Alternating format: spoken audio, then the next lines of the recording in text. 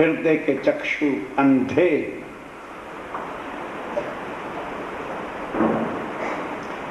देवचंद जी की यह बात सुनकर कि महाराज आप भले सिखा दो, मैं इनकार नहीं करूंगा, इनकार भी तो नहीं करना, पर ये बिच्छू एक का मंत्र जहर उतारता है और वो लाख बिच्छू। तो जहां लाख हॉर्स पावर की मशीन पड़ी हो वहां एक बिच्छू का क्या है? शर्मिंदा हो गए हरदास कि देवचंदर, तेरी बुद्धि जैसी बुद्धि मैंने आज दिन तक किसी की देखी नहीं। ठीक है, चल, कोई तलब नहीं उस एक के। अभी तो निराकार के आगे का ज्ञान। हमारे सुंदर साथ ने तारतम मंत्र ले रखा, रोते फिरते रोते, क्योंकि पहचान तो हुई नहीं कि संबंध किससे साथ जुड़ा है। फिर बड़े ठाट से कहते हैं दोबारा तारतम लेना जरूरी है, आगे तुम्हें मिला ही क्या? कुछ भी नहीं, ठगीबाजी हुई है तुम्हारे साथ। बाल विवाह हुए, सुध ही नहीं आई, कौन धनी मैं कौन, मेरा संबंध क्या है? पकड़े रखो उसको, कुछ होने वाला नहीं। अब देवचंद जी उसी तरह से रोज आते थे। जब 1 बजे उठ के आ जाते थे 2 बजे, तो हरदास जी अपने घर में सोते रहते थे। तो देवचंद जी मंदिर तो नहीं खोल सकते, तो उनके घर की परिक्रमा करते। एक दिन हरदास जी बाई चांस देह क्रिया के वास्ते उठ गए और देखा कि कोई मेरे मकान के चारों तरफ जो है वो घूम रहा है। आवाज लगाई, देवचंद जी ने उत्तर दिया, अंदर ले आए। पूछा, देवचंद अभी तो 3 बजे का समय है। कहने लगे, हाँ गुरुदेव। तो हरदास जी पूछते हैं कि घर वालों ने दरवाजा नहीं खोला? कहने लगे, जी ऐसी बात नहीं है, मेरी पत्नी तो जागती रहती है। मैं गया, दरवाजा खोला, खाना वाना खाया, पहले ले लिया था प्रसाद, मैं सो गया। एकदम मैंने करवट बदली तो मैंने पूरब की तरफ देखा कि शायद सोने लगा। इस वास्ते मेरे से भूल हुई।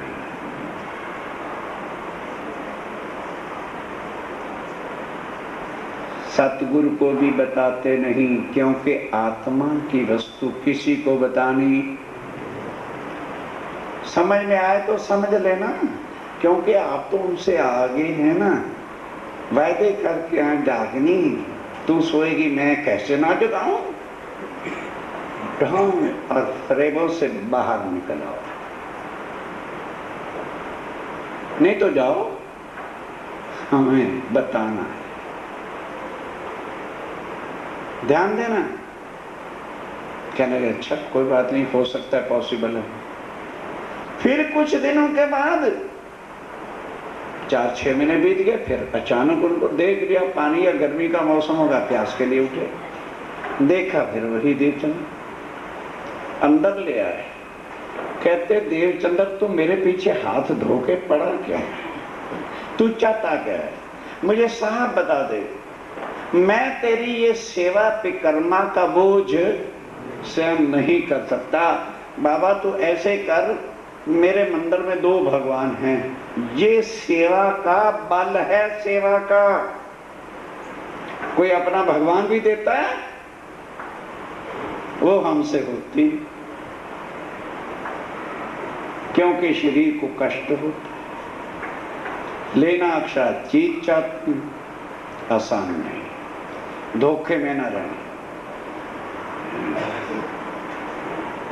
तो एक भगवान बाल मुकुंद जी को अपने घर ले जा, जाके जगह बना ले।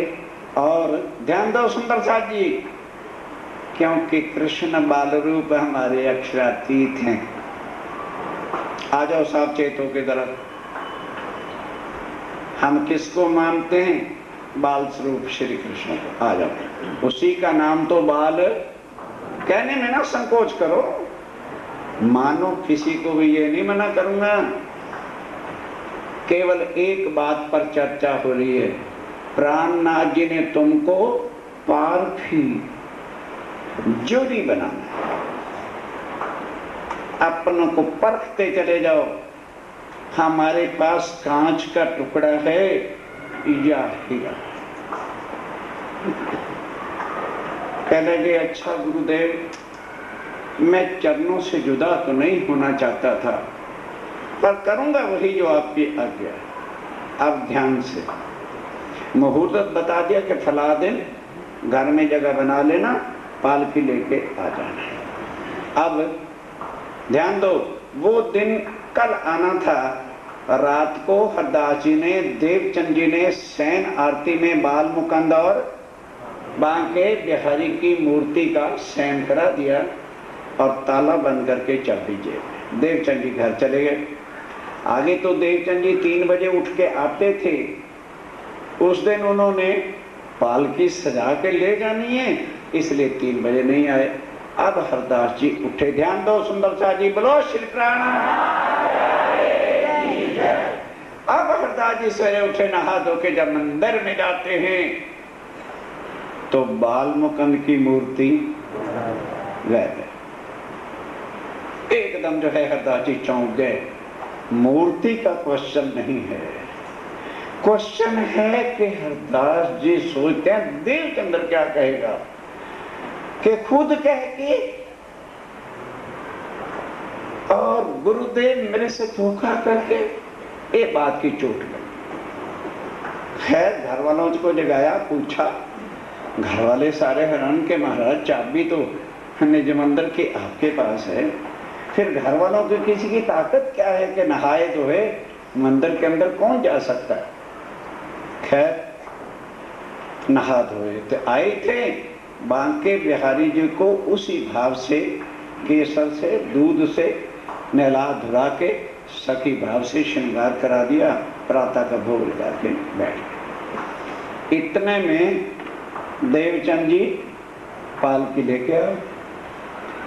जब पालकी लेके आ गए तो देवचंद जी ने देखा कि ठीक है, बाल मुकुंद जी इसलिए नहीं है कि वो उन्होंने मुझे देना।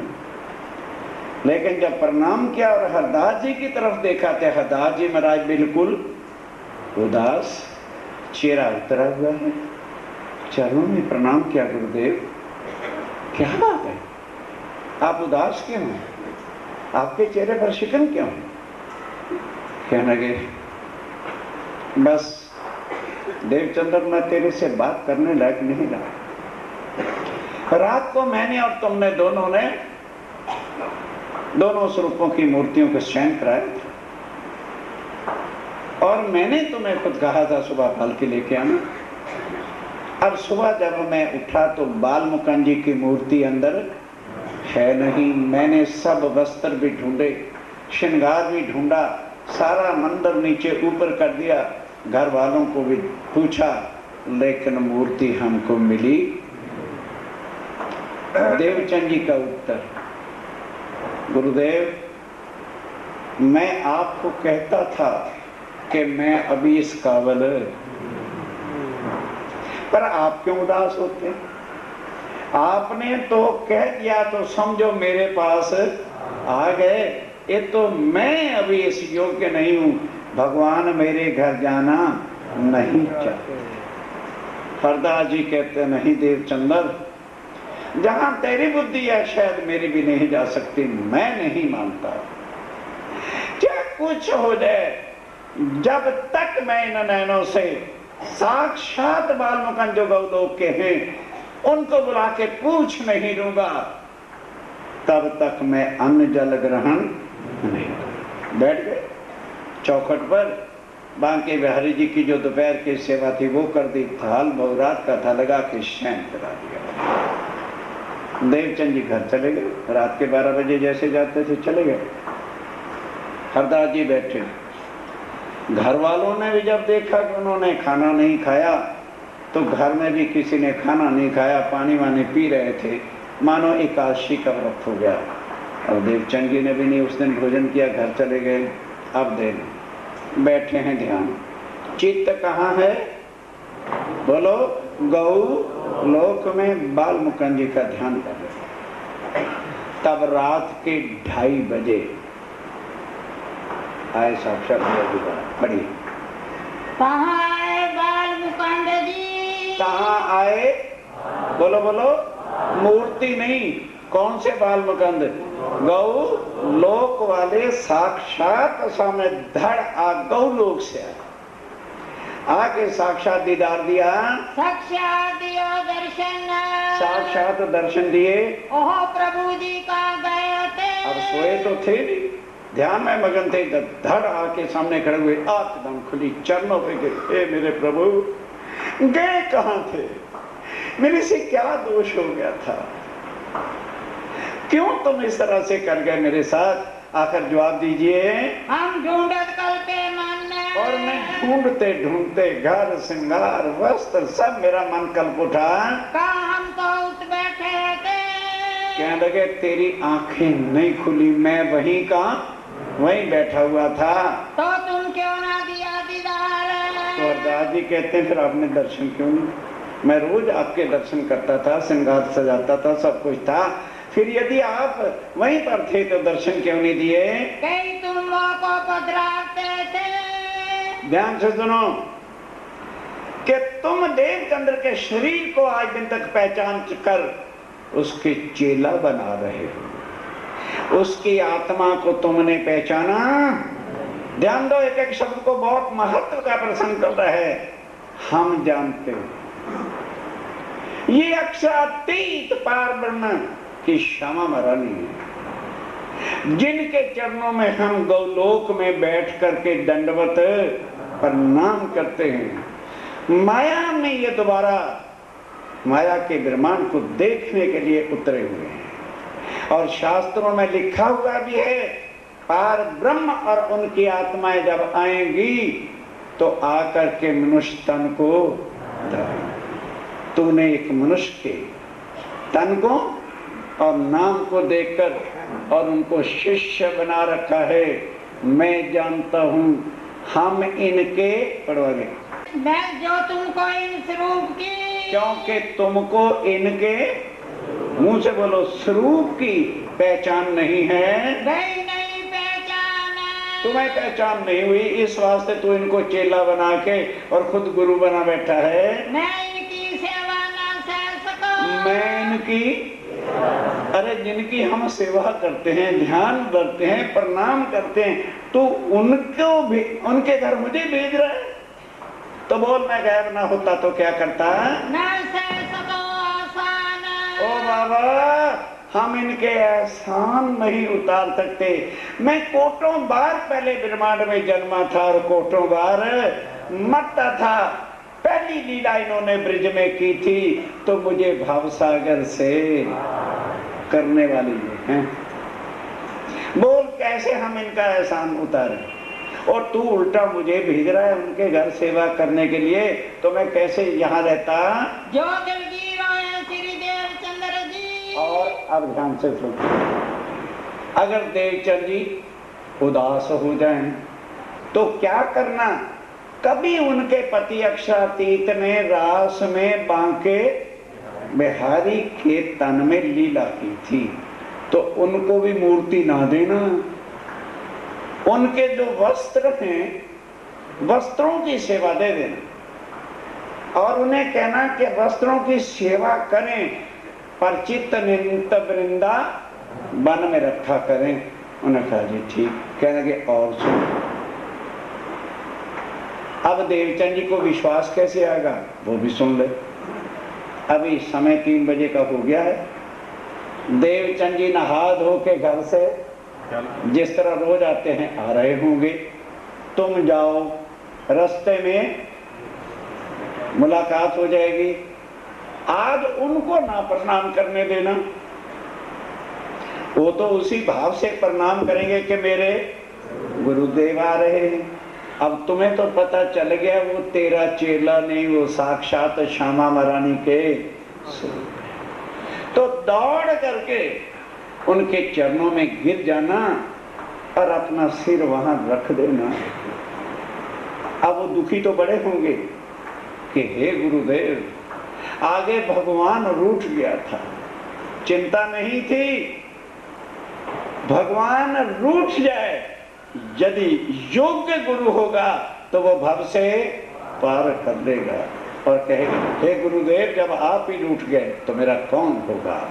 तब उनको बताना, ये बालमुकुंद बता रहे, उनको कहना कि देवचंद्र मुझे क्षमा कर दो, मैंने तुम्हारे स्वरूप की पहचान नहीं की थी, आज साक्षात बालमुकुंद जी ने आके मुझे तुम्हारे स्वरूप की पहचान करा दी है। और वो फिर पूछेंगे बालमुकुंद जी कहाँ है, तो कह देना मंदिर के अंदर सिंहासन पे ज्यों की त्यों है, चलो मैं तुम्हें चल के दर्शन कराऊं। बस अब ये सारा कुछ समझा के और क्या कह दिया, अगर दोबारा कभी भी तुमने देवचंद्र जी को मेरी मूर्ति देने का नाम भी ले दिया तो जन्म भर कभी भी तुम्हें दर्शन दूंगा। बस इतना कह के बालमुकुंद जी बोलो वापस गोलोक चले गए। अब तो भड़क करके हरदास जी उठे, पहले तो चाबी निकाली कि देखो बालमुकुंद की मूर्ति भी आ गई कि नहीं। वो खोला हो तो मूर्ति ज्यों की त्यों थी। बात तुरंत फिर उठे और गए किधर, देवचंद जी को बताने के लिए।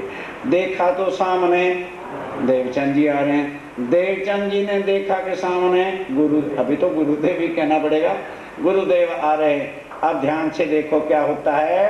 हरदास जी दौड़ उतार ले, हरदास जी दौड़ करके आगे शीश नवाया चरण। बस घबरा रहे थे कि कहीं आज भी देवचंद जी ने प्रणाम कर दिया तो बेड़ा गर्क हो जाएगा, इसलिए भाग करके धाड़ जा करके चरणों पे शीश रख दिया। बोला श्री प्राण, ये है पहचान मेरे साथी। अब पहचान करके जब नाता जुड़ जाएगा तो भवसागर से पार हो गए के भी अटके रह गए। जब शीश चरणों पे रख दिया तब कई हरदास जी का करा तो अब देवचंद कहते हे हरदास जी महाराज गुरुदेव ये क्या कर रहे हो, मैं तो आगे ही पापों का मारा हुआ हूँ। एक तो मेरे से भगवान रूठ गए और उस पर आप भी मेरे से नष्ट हो जाओगे, फिर मेरा कौन है। हाथ उठाया चिन्ह, खुद अपने हाथों से उठाया। यही उन्होंने गौलोक वालों ने कहा था, अगर वो ऐसा कर देंगे तो तेरे सारे पाप जाने अनजाने वाले माफ हो जाएंगे। वो ऐसा ही उन्होंने उठा लिया। काहे श्री देवचंद्र जी, तब क्या कहा कि हे देवचंद्र जी, कहा खबर को तुम। अरे भाई तुझे क्या खबर बताऊं, मेरी सारी उम्र बीत गई सेवा करते करते, कभी भी साक्षात दर्शन आपकी कृपा। देवचंद जी आपकी कृपा से साक्षात आज दर्शन और तुम्हारे स्वरूप की पहचान उन्होंने ही मुझे कराई है। सो तुम्हारे स्वरूप की, तो तुम्हारे ये रूप है, ये हमारा क्या है, रूप है, और अंदर हमारा उसको जानना है वो कौन है, कहां से आया है। भाई ये तो मिट्टी का पतला गर्भ से निकला शमशान घाट जाना, इसके पूछने की क्या जरूरत। वो कौन है, कहां से आया है, क्यों आया है और किसने भेजा, ये भूमिका है, कैक है ब्रह्म ज्ञान का, अध्यात्म तत्व का, सुप्रिचुअलिज्म का वहदानियत इसको कहते हैं। जो आत्म तत्व का ज्ञान ही नहीं दर्शाता, चाहे लाख इश्तिहार हमारे गुरु श्री अनंत श्री आ रहे हैं, सुप्रिचुअलिज्म पर टाक करेंगे, प्रवचन देंगे, एक शब्द आत्मा के बारे बताता कोई। सुंदर साथी जी ध्यान से सुनो क्या होता है। मोए ऐसी बात कही क्या भाई, मुझे साक्षात बालमुकुंद जी ने दर्शन देकर ये सारा कुछ बताया है और मेरी सेवा करन को, और मैं उन्होंने ये भी कहा दोबारा कभी भी मेरी सेवा करने ना देना। उन्होंने तो मुझे भवसागर से पार किया था, इन्हें देव जिन्ना खबरदार देना नहीं। जो है श्री देवचंद जी दलगीर। और अगर श्री धनी देवचंद जी कुछ उदास हो या उनका वो हो तो दियो वस्त्र सेवन, तो बांके बिहारी के मूर्ति नहीं देना, वस्त्रों की सेवा दे देना। तब कही श्री देवचंद्र जी, तब श्री देवचंद जी ने क्या कहा, पाए बाल मुकाम तुम क्या महाराज पहले तो ये बताओ बाल मुकुंद की मूर्ति सिंहासन पे आई कि नहीं। कहते हो बाबा तू चल मंदिर चल। कि चल मंदिर, अब मैं क्या कहूँ, तू मंदिर ही चल मेरे साथ। साथ ले गए, जाके दरवाजा खोला तो बाल मुकुंद जी जो मूर्ति तो वो रखी थी। इन बिंद भोज नगर में इस तरह से भोज नगर में शुरुआत हुई कि किसकी पहचान हम कैसे करें। जब पहचान होगी तभी तो नाता जुड़ेगा, कि पहचान तो है ही नहीं और गुरु मंत्र से नाता जुड़ जाता है क्या। एक झूठे संसार के रास्ते, पहले पहचान फिर संबंध। इसीलिए पहले दिन क्या कहा था कि अपनी डिब्बी को बोलो बोलो संभाल के रखो, समय समय पर परखना के बीच में गुरुओं ने कांच दिया हुआ है कि हीरा दिया। क्योंकि हम कह देते तो फिर अरे यार क्या कथा में जाना है, वो तो देवी देवताओं की निंदा करते, इसके स्वाद को कहते ही ना, तो मैं क्यों निंदा करूं भाई। खुद परखो, परमात्मा कहते किसको हैं। गुरु मंत्र ले लेना या अमृत छक लेने का मतलब परमात्मा की प्राप्ति करनी है। जब पता नहीं परमात्मा का स्वरूप क्या है, रूप क्या है, धाम क्या है, लीला क्या है, तो कहां जाएंगे मरने के बाद। पहले जीते जी उनको पहचानो, पहचान करके आत्म का नाता जोड़ो, फिर चित्तवन से उनका साक्षात स्वरूप देखो। फिर चाहे शरीर रहे या ना रहे, सीधा उनके चरणों। ये है जो पूर्ण ब्रह्म अक्षातीत सच्चिदानंद ने आके एक को नहीं बताया, क्योंकि वो सबका एक। ये जाति पाति के भेदों से, शरीरों के चक्रों से जो बाहर आ जाएगा वही आत्म तत्व के ज्ञान का पात्र बन सकता है। यहाँ चेले गुरु वाला संबंध नहीं है मेरे साथियों। अपने आप को पहचान, अपनी आत्मा को पहचान, और आत्मा का जो मालिक एक पुरुष है पार ब्रह्म, उसके साथ नाता जोड़ो। बस फिर करना क्या, आओ मानो लड़का रहता है फॉरेन में, लड़की रहती है इंडिया में, नाता हो गया, लड़का आएगा इंडिया में कि नहीं। अरे बोलो तो सही, शादी करनी है तो लड़की थोड़ी बारात लेके जाएगी। आ गया, शादी हो गई, बोलो हो गई। अब लड़का तो वापस तुरंत जाएगा क्योंकि उसका वीजा है, और लड़की का वीजा है नहीं। अब लड़की क्या कहती है, पतिदेव शादी तो हो गई और मैं चिंता क्यों करती, 6 महीने के अंदर ले, 6 महीने से भी पहले वीजा बना के मैं ले जाऊंगा, मुझे नहीं चिंता, मेरी पत्नी वहां पर। ध्यान से, अब वो बेचारा जाएगा तो सही, जाना है तभी तो वीजा बनाएगा, सब कुछ करके ले जाएगा। अब लड़की रहती है किधर, मायके घर में, लेकिन आगे जब रहती थी तो क्या कहती थी, मम्मी अपना तौलिया है, अपना है। अब क्या कहती है, मम्मी ये थोड़ा है। नहीं समझे, समझ नहीं आई, हो गया माँ से अलग के नहीं। अरे बोल तो दो, रहती इधर है। रात को 12 बजे फोन किधर जाता है, बोलो, फादन से फोन आता है, माँ बाप सारे सो रहे हैं, रोती है, जल्दी कर। अरे भाई होने से क्या होता है, बहुत सारी फाइल आगे चली गई है, 2 ही महीने के अंदर में आ लो लेने के लिए। अच्छा फिर जल्दी करना जरा। साथियों, प्राणनाथ लेने के लिए आया, छोड़ने वाला देवी देवता नहीं। उन्होंने अपने वाणी में कह दिया है, क्या देखी मैं दुनिया जो इनको ना करूं। हम आए हैं इतने काज ब्रह्म सृष्टि लेने घर, परम धाम की आत्मा को लिए बिना मैं जाऊंगा नहीं। वो संसारिक दुल्हा नहीं है, वो आत्मा का खसन है, खामद है, और वो कभी अपनी आत्माओं से अलग।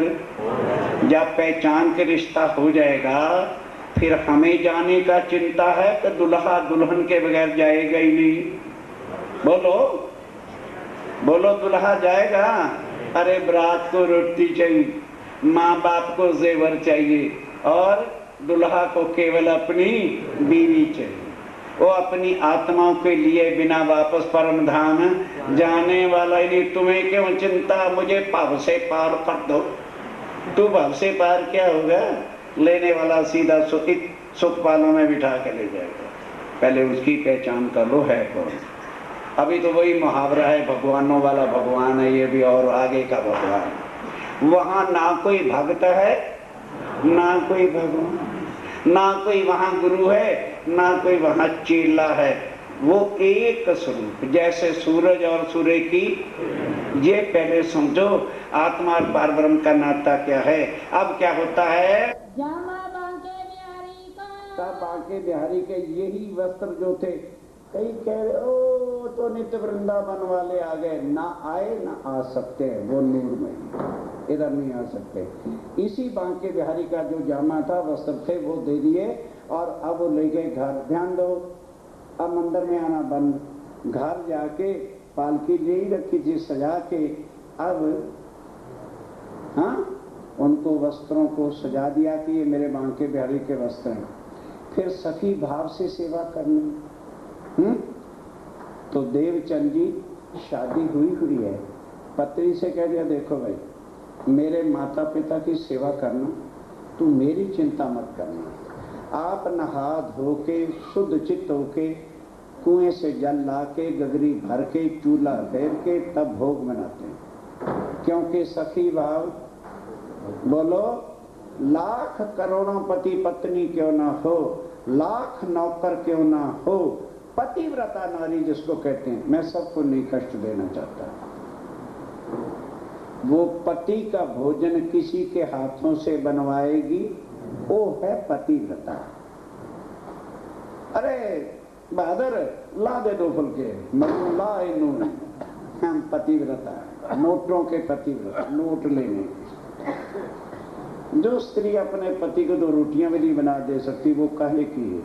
उसकी फोटो शीशे में जड़ा के पूजा करते रहो, अच्छी है। लायक इसलिए थे। देवचंद जी पुरुष अपने हाथ से भोजन बना और फिर वो भोग रख के, किसका ध्यान? वस्त्रों का नहीं, पर्दा कर देते हैं और चित्त नित्य वृंदावन में चित्तवन करते हैं। अब ये करना है, जब परम धाम के मूल मिलावे का ज्ञान आ जाए तो मैं एक परम धाम की आत्मा हूं और वो मेरे धाम के, बस वो मूल मिलावे का चित्तवन करते करते साक्षात अक्षरातीत एक दिन आपके सामने होंगे। कैसे? देवचंद जी ने करके दिखाया। अभी उनको तो गौलोक का पता है ना, आगे की बात भी आ जाती। करते करते एक दिन क्या हुआ, अब वो राधिका के रूप में बैठा करते थे कि मैं राधिका हूं और बांके बिहारी मेरे पति हैं। एक दिन चित्तवन करते करते करते करते करते कई दिन बीत गए, 4-6 महीने, तो सुरता नित्य वृंदावन में चली गई राधिका रूप में। वहां देखा कि गौलोक पहले आया, वहां यशोदा रानी पलंग पर बैठी हुई लीला जो ब्रिज में होती थी कर रही है। तब उन्होंने पूछा, आओ बहु रानी यशोदा। कहने लगे जी कृष्ण कन्हैया के दर्शनों के आई। कहते उधर नटखटिया कभी घर में थोड़ा रहता है, जमुना तट में खेलने गया हुआ ग्वाल वालों के साथ। अच्छा ऐसे करो, यहाँ नहीं कुछ खाना पसंद करते हो तो 2 टोकरियां मिठाई के देती हूँ, वहीं वन में जाके खा लेना। लेके चले वन की तरफ। अब जरा ध्यान से सुनना। कोई कहता हम बालमुकुंद जी को अक्षरातीत मानते हैं, क्योंकि चोर को कहते हैं। अक्षरातीत एक है कि अनेक? बोल दो, करना जिसकी मर्जी पूजा, मैं मना नहीं करता। अब चले वहां वन की तरफ तो क्या हुआ, कहाँ बाल गोपाल खेलते, वहां सामने बाल गोपालों की कई मंडलियां, कोई गेंद खेल रहे थे, कोई कुछ खेल रहे थे, कोई वृक्षों पर चढ़ उड़ के कुदर रहे थे। कहा श्री कृष्ण जी पूछा तिन्ने, तब उस मंडली वालों से पूछा, जी मैं कृष्ण जी से मिलना चाह रही हूँ, वो कहाँ पर है? कहने लगे कृष्ण से। कौन से कृष्ण से मिलना है? कहने लगे कौन से? कहने लगे हाँ, हमारी मंडली में 3 का नाम कृष्ण है, ये भी कृष्ण है, वो भी कृष्ण है, वो भी कृष्ण है। हैं? दूसरे मंडली वाली कहते घबरा के गए, हमारे भी जो है मंडली के अंदर 2 कृष्ण हैं। होश गुम। उन्होंने कहा भाई को खास पहचान बताओ। कहने लगे जी उनके पिता का नाम नंद बाबा। कहने लगे तो फिर इसके लड़के का पिता का नाम भी नंद बाबा है, उसके लड़के का भी नाम पिता का नाम नंद बाबा है। भाई उनकी माता का नाम यशोदा है। तब वो जिस मंडली में खुद थे, देखो ना कितने वो हैं, कहते आ जाओ फिर मैं इधर हूं। अब ले गए जमुना तट पे, ग्वाल वाले का खाने का समय था, शिकरन रसौदी मेवा मिठाइयां जो यशोदा जी के घर से लाए थे वो भी दे दिए। अब पत्तल बांटने वाले को कह दिया देखो भाई 2 पत्तल इकट्ठे लग दो, और बांटने वालों को कह दिया पत्तल एक समय के एक हिस्सा न रखना, 2-2 हिस्से हमारे इकट्ठे रख दो। सब सामान के 2-2 हिस्से रखवा दिए। और आज कृष्ण कन्हैया कहते हैं आज आप राधिका रानी जी, ये कौन कह रहा है? राज्य ही उस रूप से आए हुए हैं ताकि इनको अभी पहचान ना। आप खाइए, कहते नहीं आज आप ही खाओ, मैं आपको भोग लगाने के लिए तो आई। कहने लगे देखो भाई आज आप हमारे मेहमान, आज आपको पहले खाना पड़ेगा।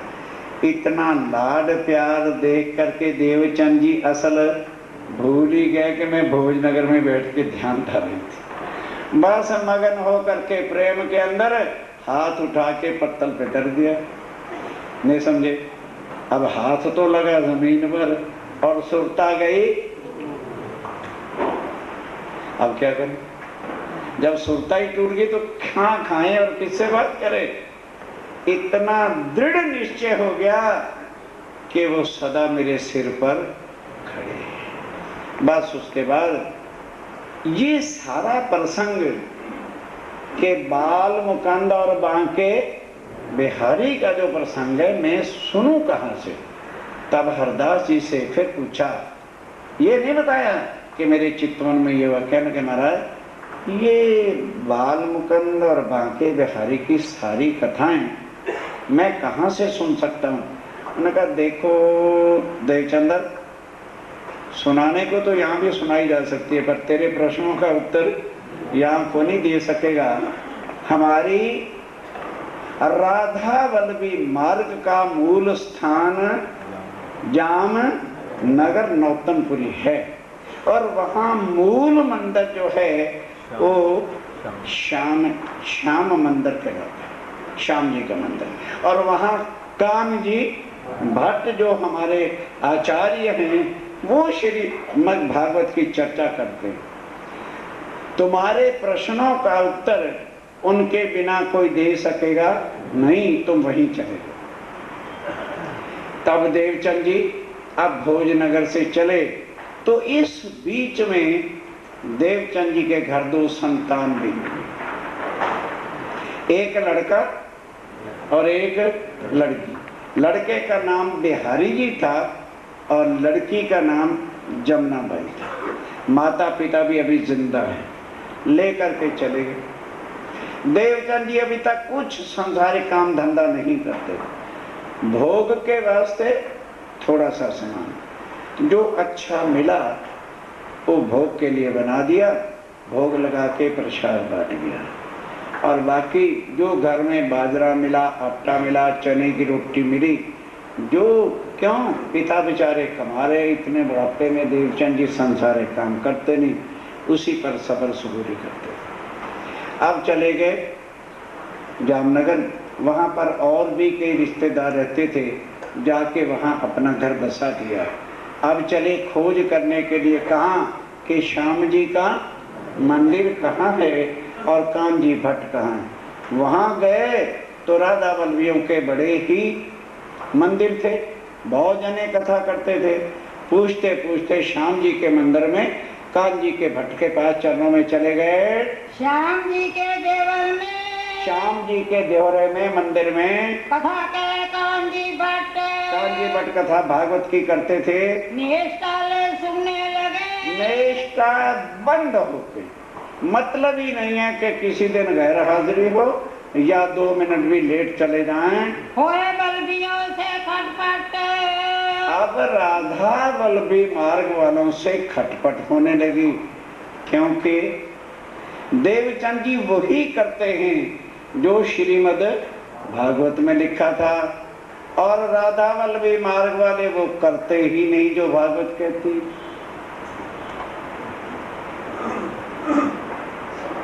क्यों? पहली बार के पाठ में 3रा स्कंद आया, उसमें चर्चा सुनी। ध्यान दो, श्रीमद् भागवत 3रा स्कंद क्या कह रहा है कि हर इंसान के पास 2 वस्तुएं होती, एक तन और एक आत्मा। आत्मा सत्य है और तन। अब ये खुद बताओ, पहले सुबह उठ करके सत्य की पूजा करनी चाहिए कि झूठ की? बोलते चलो, करो अपनी मर्जी, मैं नहीं आपको कहता, क्योंकि जब तक आपके दिल में चोट ही नहीं लगेगी, आपको समझ ही नहीं आएगी, तो फिर आप कथा सुन लेने से, वाणी सुन लेने से क्या होगा? तो बताते थे कि ये जो शरीर है ना, ये भांडा आहार का है, कभी भी भरता नहीं।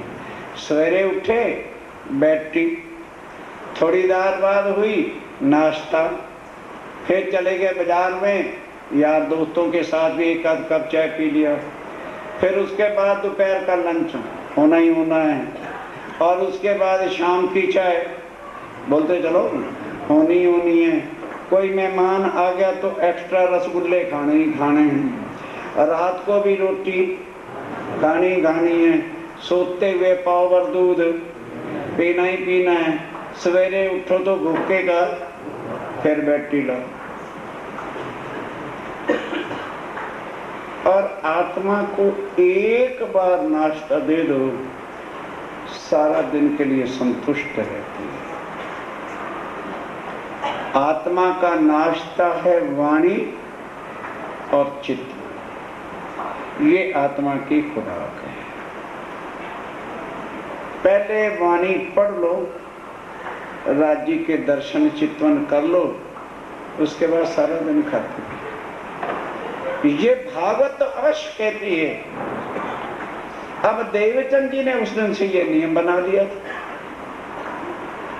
अब राधा बल्लभी मार्ग में क्या था कि एकादशी वाले दिन भागवत 3-3 घंटे होती है, लेकिन वो उस दिन उपवास रखते हैं एकादशी का। अरे यहाँ प्रणामी रखते हैं, उनको तो छोड़। क्यों? यदि 1 करोड़ एकादशी का व्रत आदमी रख ले और कुछ काम ना करे तो सीधा स्वर्ग में चला जाता है। इसलिए सनातन धर्म वाले, राधा बल्लभी मार्ग वाले एकादशी को बोलो व्रत रखते। और द्वादश वाले दिन व्यास जी ने शरीर छोड़ा था, उस दिन भागवत वो खोलते नहीं और चर्चा होती नहीं, बल्कि हरदास जी के नाम का भंडारा लगता है। अब देवचंद जी क्या करते हैं? एकादशी वाले दिन व्रत नहीं रखते, घर में जाके मलाइयां, रबड़ियां, खीर, मालपूड़े खाते। कहते हैं शाबाश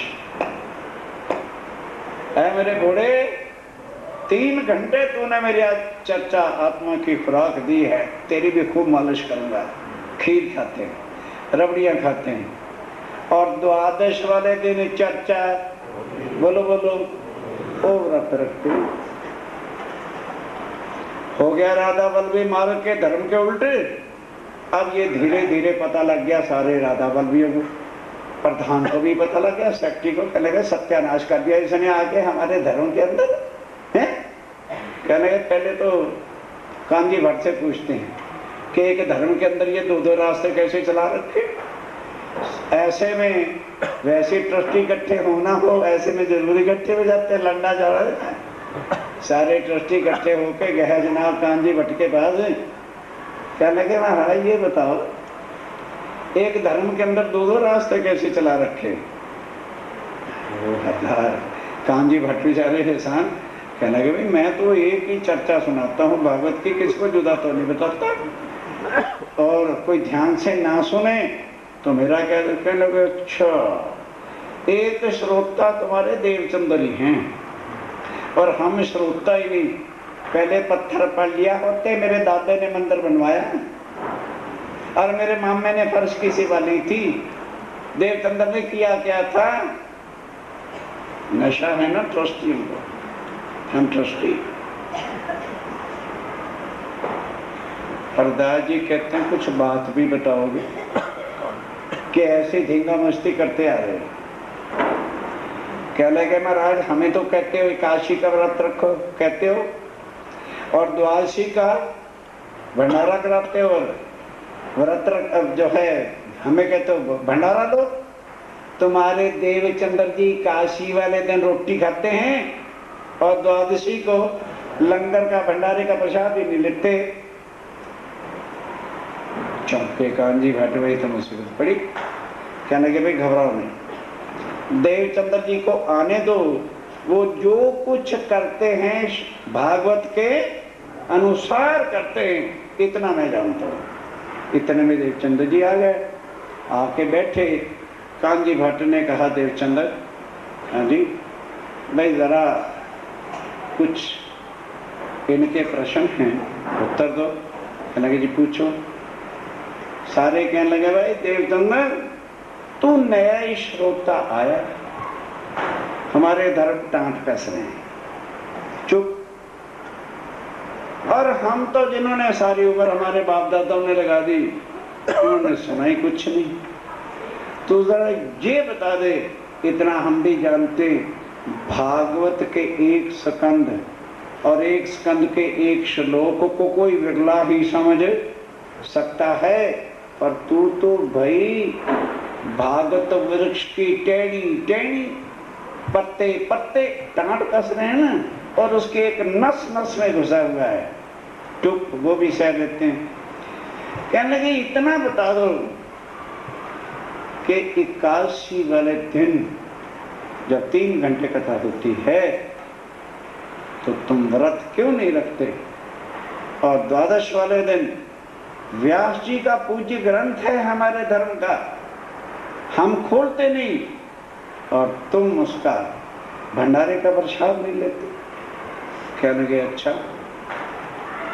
कांजी भट्ट क्षमा करना, मैं इनसे पूछना चाहता हूँ, सारे राधा वल्लभी मार्ग के अनुयायियों ये बता दो, भागवत एक नावल ग्रंथ है या कि सत्य मानते हो?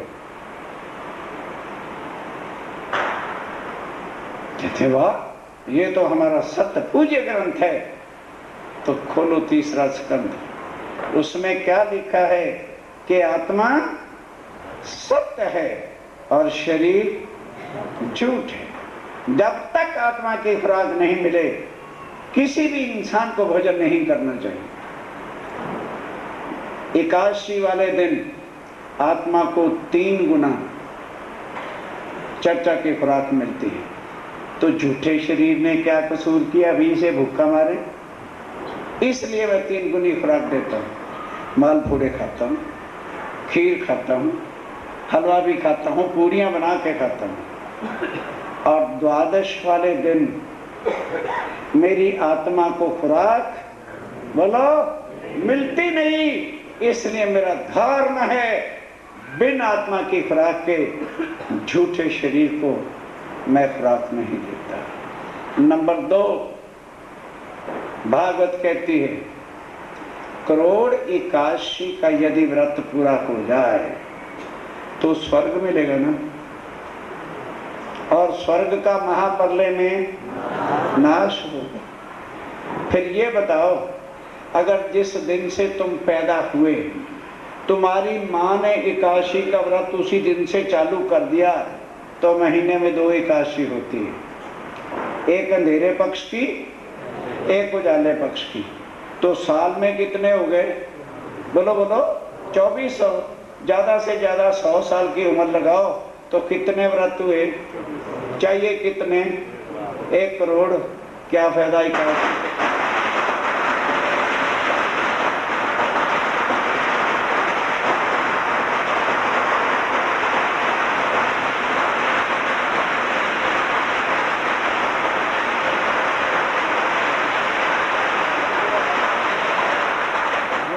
क्या फायदा हुआ एकादशी के व्रत रखने का? और आत्मा को खुराक द्वादश करे मिलती, सब मुंह आए रह गए। तब कांजी भट्ट कहते हैं, वो भाई प्रधान जी चुप कर, सेक्रेटरी साहब सिर क्यों नीचे कर रखा, देव जो। तब सबने हाथ जोड़ के कहा, देवचंद्र जी हमें क्षमा कर देना, हम आपकी अकल तक नहीं पहुंचे, जो हमारे से भूल होगी या माफ करना।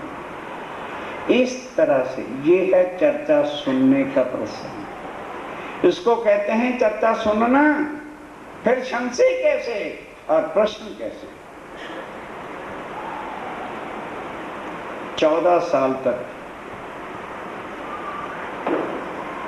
भागवत सुनते रहे, पर योग माया से आगे कुछ भी मिला, बस इससे आगे कुछ नहीं। अक्षर कौन है और अक्षरातीत कौन है, ये भागवत बिल्कुल बता सकती ही नहीं, क्योंकि उनका इष्ट बाल मुकुंद बांके बिहारी योग में। अब 14 साल पूरे हो गए, अब अक्षरातीत तो साथ है कि अलग है? अब उस पार ब्रह्म अक्षरातीत ने देखा, ये तो 14 साल ही सुने, सारी उम्र सुनता रहेगा तो भी परम धाम की प्राप्ति होगी नहीं, और ये ज्ञान दुनिया में अभी तक आया नहीं। अब मैं चलूं, साक्षात दर्शन दूं, अपनी पहचान कराऊं और इनको परम धाम का ज्ञान दूं। इसको कहते हैं तारतम का अंदर जो परम धाम की आत्मा पार ब्रह्म अक्षरातीत का आनंद अंग श्यामा मरणी पर हो जाएगा। मतलब चेतन जो है वो आदि निरंजन का अंश है। इतना भी ज्ञान दुनिया को पता नहीं। माया आद अनाद की चली जात अंधेर, निर्गुण सुरगुण हो के सब फिरे यही के, इसी में चक्कर काटे। कर्म करो जी, कर्म करो, फिर जन्मो जी, फिर मरो जी, कर्म करो जी। ये कर्मों की ही जादी 84 लाख योनि में हमको घुमाती है। ओ दुनिया वालों, कारण बन गया परम धाम की आत्मा को आने का, जिस कारण से पार ब्रह्म भी अपनी आत्माओं से जुदा हो नहीं सकते और संसार में होता है। और आने से पहले सब शास्त्रों में, गुरु ग्रंथ साहब में, गुरु नानक जी के द्वारा प्रमाण आ जाएंगे। बीतेगा 39 साल, लगेगा 40 साल, होशी को मर्द मर्द दा चेला, नानक साई वेला भी खाई। उन्होंने भी वो समय मांगा जब होशी सत्य सत्य दी बेला। हर ग्रंथों के प्रमाण आपके सामने समय पर आते चले जाएंगे। और अब ये ग्रंथों में लिखवाया था कि सबसे पहले पार ब्रह्मक्षातीत अपने आनंद अंग, स्वयं जो सच्चिदानंद है तो उनका एक आनंद अंग है, जिनके आनंद की स्वरूपा श्यामा महारानी कहते हैं। उनको पहले दुनिया में भेजेंगे और फिर एक दूसरी आत्मा के अंदर बैठकर स्वयं काम करेंगे और जो ग्रंथों में लिखवाया है उसको सत्य करके बताएंगे। अब आइए उन अपने आनंद अंग श्यामा महारानी जो भूले हुए हैं, अभी कहाँ खोज कर रहे हैं? राधा वल्लभी मार्ग की, भजमान श्री वृंदावन, कुंज बिहारी नित्य विलास और भागवत सुन रहे। 14 साल हो गए भागवत सुनते। योग माया जहां पर कृष्ण भी बाल अखंड है, जो विष्णु भगवान है, और उसको भागवत में कहा है बाल मुकुंद बाल स्वरूप। और किशोर स्वरूप जो है सबलिक में योग माया के अंदर ही, गोलोक के अंदर ही अखंड है, जो किशोर स्वरूप है। क्योंकि अक्षर ब्रह्म को परम धाम की लीला दिखाने के वास्ते किशोर तन धारण, दोनों अखंड करके वापस चले। लेकिन आत्माओं ने बड़ा शर्म महसूस की कि भाई हमने तो कहा था कि माया में हम जा करके भूलेंगे नहीं, और 11 साल में हमें इतनी अकल पे पर्दा पड़ गया। अच्छा भाई एक बार राजी से फिर खेल मांगे और वहां जाके अब नहीं भूलेंगे। पहले तो फिर इकट्ठे थे ब्रिज और गोकुल में, अब जुदा जुदा गांव, जुदा जुदा ठाव, जुदा जुदा प्रांत, जुदा जुदा भाषा, जुदा जुदा बोल, जुदा जुदा परिवार और जुदा जुदा भगवान। भगवान भी जुदा जुदा। तो ऐसे में फिर क्या कह दिया था कि वहां के भले हजारों भगवान हैं, उन हजारों का प्रचार भी करने वाले हजारों जगह जगह पर कर रहे, लेकिन एक मैं हूंगा। परमधाम में कह दिया था राजेंद्र ने, एक मैं हूंगा जिसकी उस दुनिया में कोई भी पहचान कराने वाला होगा ही। वो अपने अपने ही परमात्मा को निराकार के अंदर ही घुसेड़ के बैठे हुए होंगे, तब मैं वहां आऊंगा, परम धाम का ज्ञान अपने साथ लाऊंगा। वो जब मैं तुम्हें दूंगा तब तुम्हें याद निज घर की आएगी कि ओ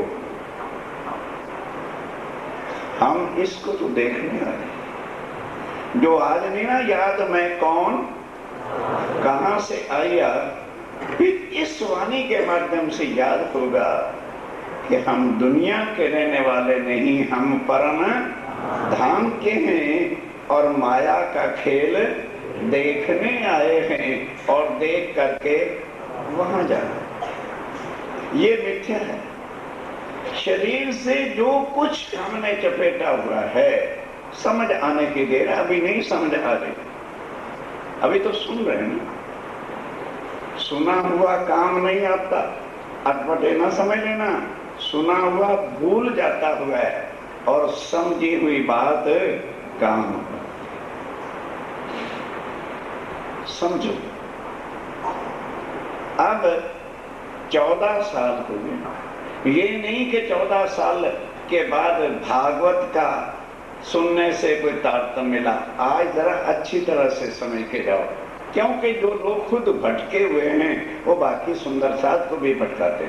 देखो देवचंद जी ने जब 14 साल भागवत सुनी थी तो हमको भी सुननी चाहिए। हम गीता को समझते नहीं है, कहते हैं भाई बात तो ठीक है। जब देवचंद जी ने भागवत सुनी थी तो हम भी सुने। तो देवचंद जी ने तो 4 साल मूर्ति पूजा की थी, वो क्यों नहीं करते? कुछ नहीं मिला, केवल गौलोक तक वो भी चिंतन करते थे, बालमुकुंद और बांके बिहारी तक ही जाते थे। आगे कुछ नहीं, कुछ नहीं, पता ही नहीं, क्योंकि भागवत इससे आगे का ज्ञान दे नहीं सकती तो देवचंद जी को कौन देता। अब क्या होता है, अब वो अक्षरातीत पार ब्रह्म ने जो धनी है, हमारा खामंद है, हमारा खसम है, हमारा प्रीतम है, जिसको प्राणनाथ आगे भी बताया था। प्राणनाथ को यहाँ जो नए सज्जन बैठे हैं वो ये ना सोच ले भाई प्राणनाथ शायद इनके गुरु का नाम, ना ना ना ना। Prannath is not the name of a body. Prannath किसी तन का नाम नहीं है, प्राणनाथ कोई गुरु नहीं है। प्राणनाथ निज मूल पति, जो हमारी आत्माओं का पति है, खसम है, खामंद है, उसको हम प्राणनाथ, और वो सबकी आत्माओं का मालिक। इसलिए जब जयकारा बोला जाए ना, संकोच ना क्या करो, अपनी आत्मा के सच्चे मालिक का ही जयकारा बोलना होता है। क्योंकि अक्सर होता है राम का कीर्तन हो रहा हो ना, तो जो राम भगत नहीं है वो बेचारे जयकारा ही नहीं बोलते हैं। या गुरु नानक देव जी के गुरुद्वारा साहब में चले जाएं तो जो चले जाते हैं पर विश्वास नहीं होता तो वो सत श्री अकाल नहीं वहां पर बोलेंगे। तो यहाँ वो चीज है। यहाँ किसका जयकारा है? जो सबका एक खामंद मालिक है। है। अब वो खुद आके अपने अंग श्यामा महारानी जैसे हम उनकी आत्माएं हैं, कैसे आके मुलाकात होती है और कैसे साक्षात रूबरू खड़े होके, स्वप्न में नहीं या ज्ञान से नहीं। सुनो अब क्या होता है। जो बात मूल गुजरत जो मूल असल बात है, जो आज दिन तक किसी ग्रंथ में नहीं थी, वो स्वयं अब यहाँ होती है। जो मेर संयम पर जो मेहर अपनी आत्माओं पर कैसे की, उसका आज वर्णन है। परी सुबहानल हक स्वयं सुभानल हक आप अल्लाह ताला अक्षरातीत पूर्ण ब्रह्म सच्चिदानंद में आकर के अपनी आत्मा पर क्या मेहर की। 14 वर्ष लो निष्ठाबंध 14 बरस तक बराबर निष्ठाबंध देवचंद जी भागवत सुनते रहे, वही खचितवन बांके बिहारी से आगे कुछ नहीं मिला। आवेश लीला गई तब पार ब्रह्मक्षातीत अपने आवेश स्वरूप से साक्षात में नूरमयी तन नूर का एक कण का कंकरी इधर आ जाए तो सारा ब्रह्मांड प्रलय हो जाए। आवेश अपने शक्ति के स्वरूप से आके दर्शन देंगे, सब नजरों आया तब सब कुछ आके पहचान करें। अब कैसे मुलाकात होती है। मंत्र नहीं दिया, कंठी नहीं बांध दी, चेला नहीं बनाया, जरा समझ के जाओ तारतम से क्या होता है।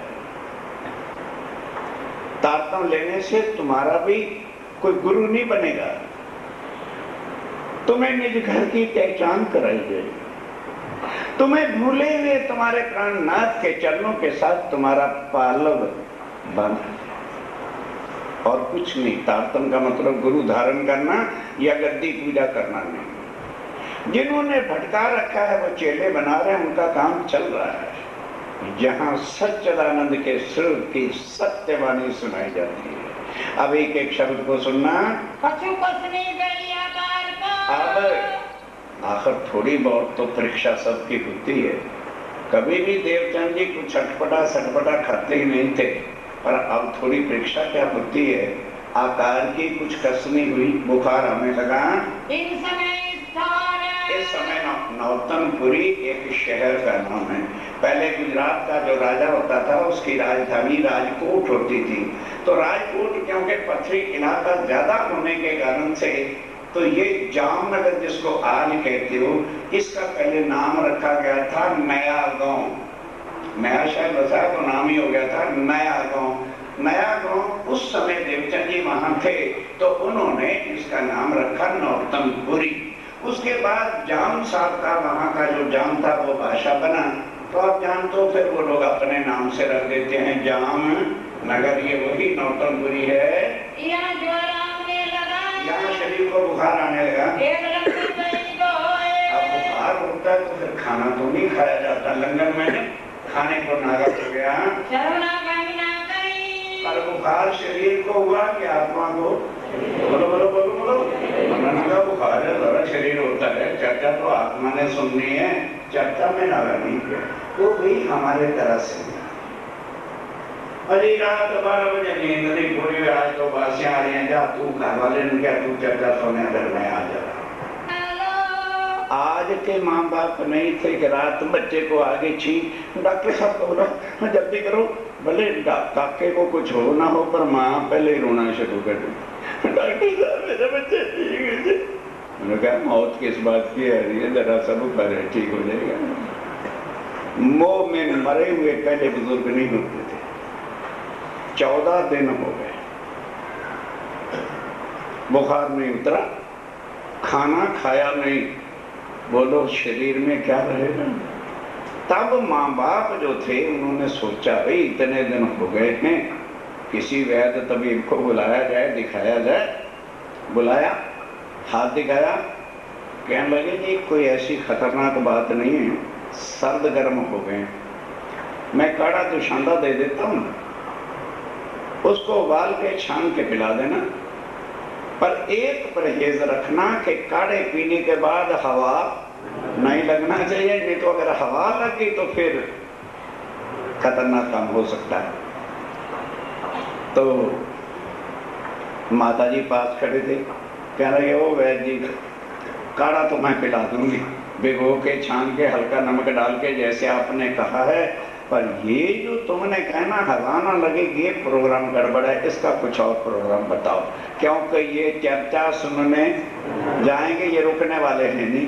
तब वैद्य ने पूरी छीन ली, कहने लगे बाबा फिर रहने दो, ऐसे मरीजों का मैं इलाज नहीं करता, इनको लगी हवा हो जाना है सरताम गर्दन तोड़, और कुछ लड़के को हो गया तो मेरी तो रोजी बंद हो जाएगी, सारी शहर के अंदर मेरी बदनामी हो जाएगी कि उस वैद्य की दवाई से उनको जो है कुछ घटना घट गई है, इस वास्ते ना बाबा ना। तब मत्तू मेहता कहता है वैद्य साहब सारी उम्र होगी इसको कथा कथा करते, अगर इतने दिनों में इसको भगवान नहीं मिला तो एक दिन नहीं जाएगा तो क्या होगा, आप चिंता मत करो, मैं कथा के समय उसको दरवाजा ही बंद कर दूंगा तो फिर क्या करेगा। तब देवचंद जी कहते अच्छा पिताजी कर लो, काढ़ा तो पी लूंगा, हवा का भी इंतजाम कर लूंगा, पर मुझे चर्चा में जाने के लिए कोई भी पैदा हुआ नहीं जो रोक सके, मैं जाऊंगा। तो उन्होंने वैद्य को कह दिया वैद्य जी आप जाइए, ये ऐसे ही करता रहता है। अब वैद्य चला गया, वैद्य तब उठ गया, वैद्य उठ के चला गया भी, जब घर वाले कह रहे हैं कि हम ढंग से दे देंगे दवाई तो फिर क्या बात है। माता ने काढ़ा भिगोया, छान के पिला दिया, पिला करके अब देवचंद जी ने सुन रखा था कि हवा नहीं लगनी चाहिए, तो कहने लगे माता जी 2 चादरें दे दो, एक कान को गर्दन को खूब अच्छी तरह से कस के बांध लिया तो कानों में हवा नहीं जानी चाहिए, एक ऊपर ओढ़ ली, और चर्चा का समय हो गया, चलने की तैयारी करते हैं। मत्तू मेहता कुंवर भाई, मत्तू मेहता कुंवर भाई बहुत प्यार से समझाने लगे माता पिता के बेटा एक दिन ना जाओ, कोई हर्जा नहीं है, बहुत मना किया।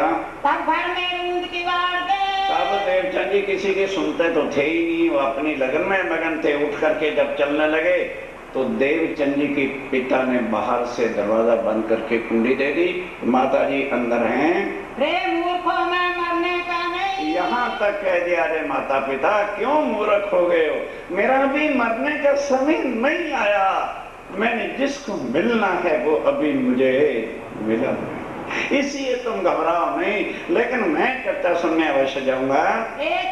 माने नहीं, पर माँ बाप कैसे मानते हैं, उनको तो शरीर रखना होता है, उनको आत्मा से क्या मतलब।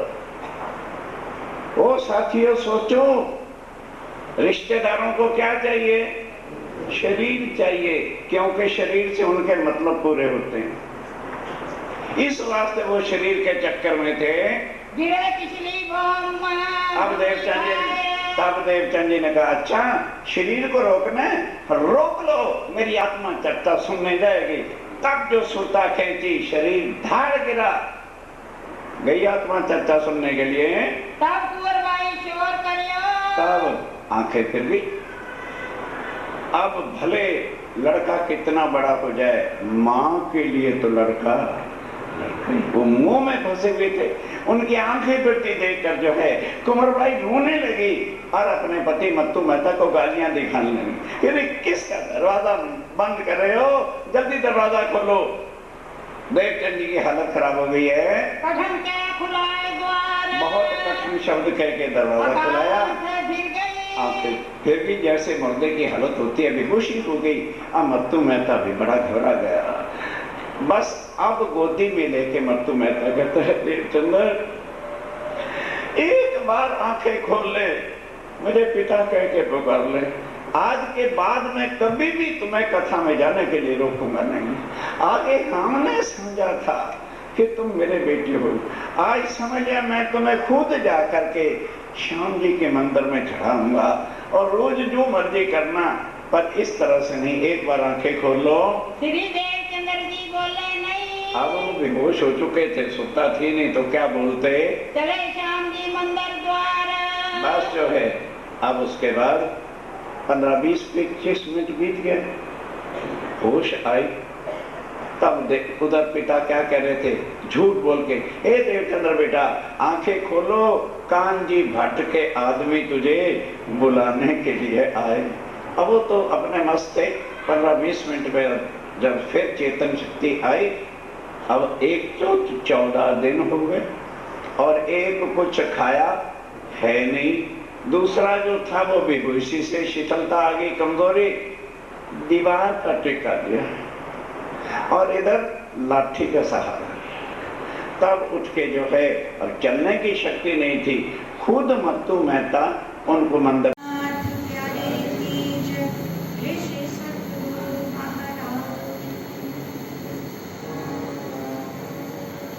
पिया तुम